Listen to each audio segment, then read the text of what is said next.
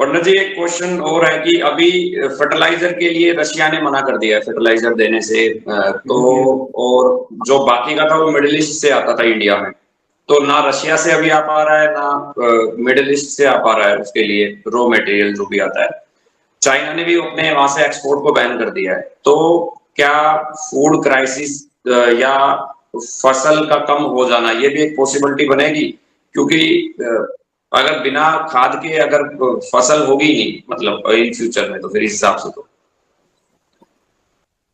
देखिए, जगन्नाथ महाप्रभु का इच्छा, भगवान विष्णु की इच्छा सत्ययुग बनाने के लिए भारत की धरती को पवित्र बनाएंगे और ऑर्गेनिक की ओर भारत जाएगा।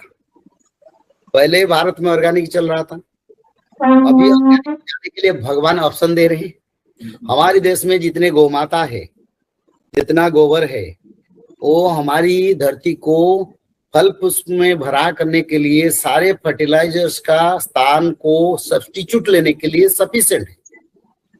तो इसीलिए हमारी देश ऑर्गेनिक की ओर जाएगा, ये भगवान का कृपा है। हमारे लोग जहर खा रहे हैं, वो जहर बेच रहे हैं, वो बंद हो जाएगा तो अच्छा है। भले थोड़ा हमको कष्ट पड़े, महंगाई भी बढ़े, पर समय के साथ उस स्तर को हम आ जाएंगे जहां हमारी रोग मुक्त धरित्री बन जाएगा, रोग मुक्त अनाज बनेगा।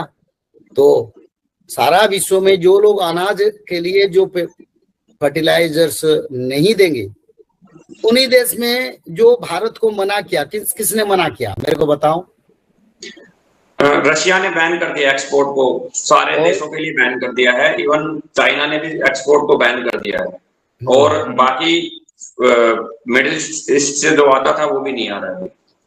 वो नहीं आएगा ना, उनकी देश में ज्यादा सूखा पड़ेगा, हमारे देश में कम पड़ेगा।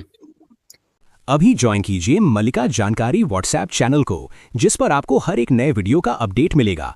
मलिका की डिकोडिंग मिलेगी, समय से पहले आपको अपडेट्स मिलेगा और हर एक घटना का प्रूफ भी मिलेगा। ज्वाइन करने के लिए लिंक आपको डिस्क्रिप्शन बॉक्स में मिल जाएगी। उनका एग्रीकल्चर को भगवान तबाही करेंगे, जल प्रलय में करेंगे, नहीं तो सूखा करके करेंगे।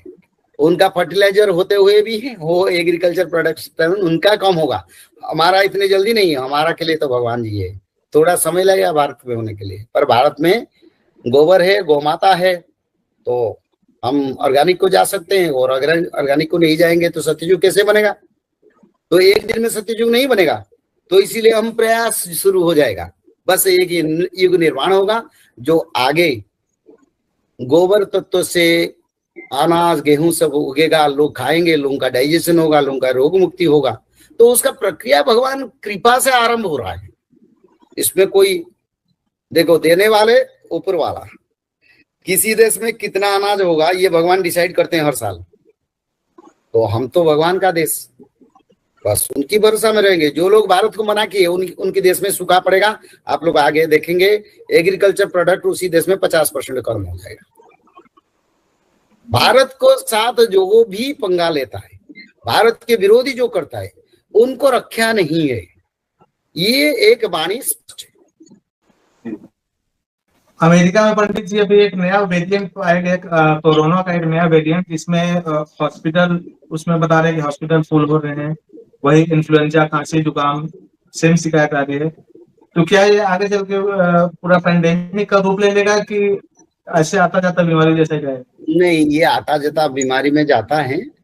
28 से बीमारी शुरू होगी, 27 से प्रभाव आएगा, 28 से शुरू होगा। जैसे 2019 में कोरोना हुआ, 20 में भारत को आया, ऐसे 27 में प्रभाव आएगा, 28 से बीमारी परेशान करेगा सबको।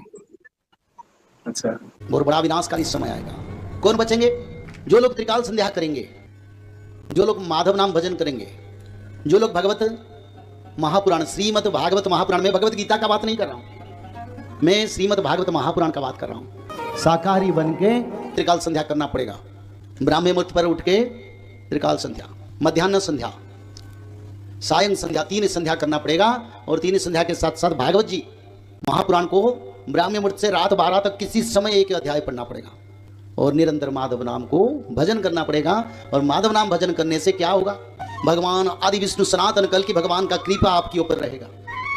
जब यहाँ गोलियां बरसेगा, मिसाइल बरसेगा, पंचवत का प्रलय होगा, तब माधव नाम भज के भक्त लोग रक्षा हो जाएंगे और तृतीय विश्व युद्ध के बाद सत्य युग का आगमन होगा। जय श्री माधव। जल प्रलय, महामारी और भूकंप, अग्नि प्रलय, वर्ल्ड वार 3 और महाविनाश, ये तो एक दिन होना ही है। लेकिन इस सब से आप बच कैसे सकते हैं? सबसे पहले नॉनवेज खाना छोड़ दीजिए, अंडा भी नहीं खाना है और किसी भी तरह का नशा मत करिए और गलत काम मत कीजिए और सत्य, प्रेम, दया, क्षमा और शांति का आचरण कीजिए। और 3 चीज कीजिए, उसमें से सबसे पहला है त्रिकाल संध्या यानी त्रिसंध्या। उसको दिन में 3 बार करते हैं। जैसे सुबह में करते हैं ब्रह्म मुहूर्त में, सुबह 4 बजे से लेकर के 6 बजे के बीच में आप कभी भी कर सकते हैं। लेकिन आपको समय नहीं मिला तो समय आप आगे पीछे कर सकते हैं, आधा घंटा 1 घंटा पीछे कर सकते हैं। दोपहर में 11:30 बजे से लेकर के दिन का 1 बजे तक कर सकते हैं उसके बीच में। शाम को 5 बजे से लेकर के 6:30 बजे तक कर सकते हैं। दिन भर में 1 बार नहा के त्रिकाल संध्या जरूर करें। बाकी समय आप हाथ पैर मुंह धोकर भी कर सकते हैं और 3 बार आप श्री गंगे बोल करके स्टार्ट कर सकते हैं। जो दूसरा उपाय है वो है श्रीमद् भागवत महापुराण पठन। दिन में 1 अध्याय जरूर पढ़ें, दिन भर में 1 अध्याय जरूर पढ़ें। वो भी ना हो सके तो 1 पन्ना तो जरूर पढ़ें। अगर उतना भी समय नहीं है तो 1 श्लोक जरूर पढ़ें। तीसरा उपाय माधव नाम का जप करें, निरंतर करें, कोई भी काम करते हुए करें, हमेशा माधव नाम का जप करें। त्रिसंध्या का पीडीएफ, श्रीमद् भागवत महापुराण का पीडीएफ और भविष्य मल्लिका का फ्री ई बुक भविष्य मल्लिका पुराण, ये सब आपको डिस्क्रिप्शन बॉक्स में मिल जाएगा। भविष्य मल्लिका के बारे में अधिक जानकारी के लिए आप भविष्य मल्लिका के वेबसाइट पर संपर्क कर सकते हैं भविष्यमल्लिका.com। और अधिक जानकारी के लिए भी कल्कि अवतार ऑफिशियल चैनल को देख सकते हैं, जहाँ पर मल्लिका के बारे में खुलकर बातें रखी गई है, जहाँ पर आप लगभग 1000 जितना वीडियो आपको देखने को मिल जाएगा। और भी आपको अधिक जानकारी जानना है त्रिसंध्या के बारे में और कोई आपको सवाल है तो नीचे दिए गए नंबरों पर आप संपर्क कर सकते हैं।